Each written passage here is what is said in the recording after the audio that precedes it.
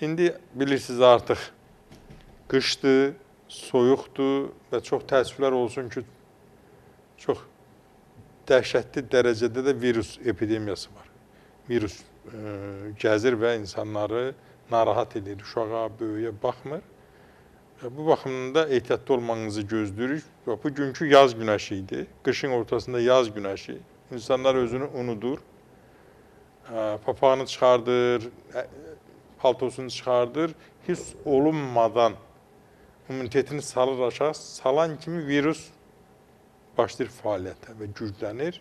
Dediyim kimi, orqanizmdə özünə yer edir və insanlarımızın xəstələndirir, əmək qabiliyyətini özü ən çox hardan tutur? Ən çox tutur boğaz nahiyəsindən və eyni zamanda alın nahiyəsində, frontal boşluqda, humoral boşluqda və yaxud da ki, dediyim kimi ağız boşluğunda, xüsusilə tonzillalar ətrafında o şərait yaradır özünə. Ondan sonra öksürək, dəlğəm,